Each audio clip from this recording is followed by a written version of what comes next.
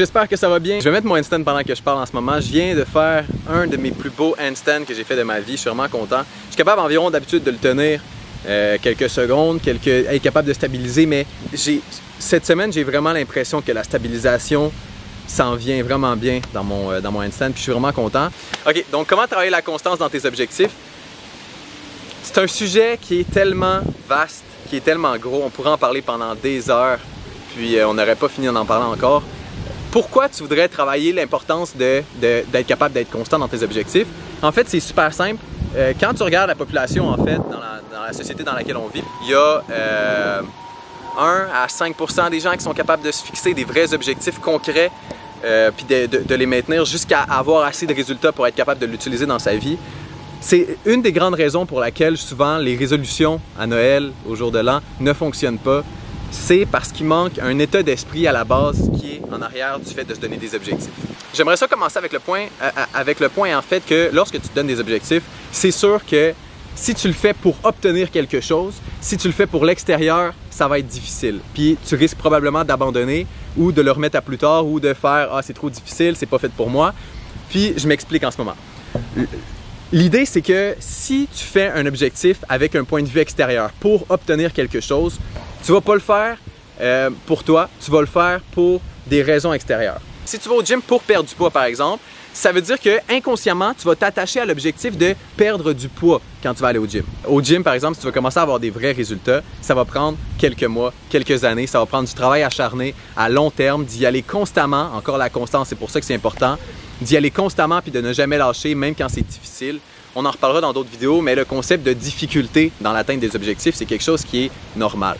Okay? C'est normal que tu vas avoir des difficultés, c'est normal que tu vas avoir des downs, c'est normal que ça va être plus... que tu vas avoir des moments un peu plus noirs, un peu plus difficiles, un peu plus que tu vas perdre la motivation, c'est normal. Après, c'est sûr qu'on peut parler comment retrouver la motivation, mais ça, on va en reparler. Mais aujourd'hui, en fait, on s'attarde vraiment sur le fait de la constance. Puis, si tu le fais pour perdre du poids, ce qui est, comme on a dit tantôt, une super bonne raison, mais si tu le fais pour perdre du poids, ce qui risque d'arriver, c'est que après 2-3 semaines, après 2-3 mois, tu vas voir des résultats un petit peu tranquillement, mais tu ne verras pas des résultats qui vont te satisfaire. Parce que toi, tu le fais pour perdre du poids. Tu le fais pour une raison extérieure. En le faisant pour une raison extérieure comme ça, tu ne trouves pas la motivation, tu ne trouves pas le bonheur dans toi, tu trouves le bonheur dans le résultat. Étant donné que tu trouves le bonheur dans le résultat, bien entendu, il est lent, il est long, il est acharné. Là, on arrive au point 2. La seule façon que tu peux avoir des résultats, c'est si tu commences à aimer le processus. Parce que le résultat prend du temps, comme on a dit, il faut que tu sois constant. Puis, la seule façon de réussir, en fait, le truc que je pourrais te donner le plus simple, si tu veux commencer à avoir des résultats concrets, c'est de commencer à ne pas le faire pour le résultat, mais de le faire pour le processus. De le faire pour la remise en question. De le faire pour toi. Dans le fond, c'est de tomber en amour avec le processus et non de tomber en amour avec le résultat. Puis si tu fais ça, ironiquement, c'est ça qui va faire que tu vas commencer à avoir des vrais résultats à long terme. Tu me suis-tu? Parce que si tu oublies le résultat, tu tombes en amour avec le processus d'aller au gym, par exemple. Tu tombes en amour avec le processus de te lever tôt, de bien manger, de cultiver tes pensées en toi, de te tenir avec les bonnes personnes, d'écouter les bons vidéos. C'est ça qui va faire que tu vas faire beaucoup d'actions qui vont te rapprocher de ton but. Puis ça va créer un momentum. C'est-à-dire que ça va toi-même renforcer ton sentiment à l'intérieur de « OK, j'aime encore plus ça le processus parce que plus j'aime le processus, plus je fais d'action. Puis plus je fais d'action, plus j'ai de résultats en fait. » La façon pour bâtir ta motivation, la façon pour commencer à être en forme, c'est pas de commencer à aller courir puis commencer à faire beaucoup d'actions, c'est juste de commencer à tous les jours d'avoir la constance de te lever puis d'aller prendre une marche. Peu importe si la marche au début est de 10 minutes, juste faire le tour de ton bloc, faire le tour de ta maison, faire le tour de ton quartier en marchant. Là, tu vas me dire « Ouais, mais ça va pas me donner des résultats. » On s'en fout que ça ne donne pas des résultats. Parce que ça, tranquillement, qu'est-ce que ça fait? C'est que tu te détaches du résultat puis tu t'attaches au processus. Tu t'attaches au chemin. Tu t'attaches plus au but, tu t'attaches au cheminement qui va t'apporter des résultats. Donc, si tu tombes en amour avec le fait de marcher à tous les jours puis de bâtir une intégrité, une constance puis de bâtir une habitude de marcher, ça va faire que tu vas aimer le processus de te lever puis de prendre action. Fait qu'après, ce que ça va faire que tu vas prendre action sur des choses qui vont te donner plus de résultats. C'est-à-dire que si tu commences à être habitué de marcher à tous les jours, il y a peut-être un jour que tu vas faire « Bon, ben aujourd'hui, je vais faire du jogging » ou « Aujourd'hui, je vais aller marcher 20 minutes au lieu de 10 minutes. » Ça va faire que tu vas augmenter tes actions parce que tu vas être bien à faire les actions.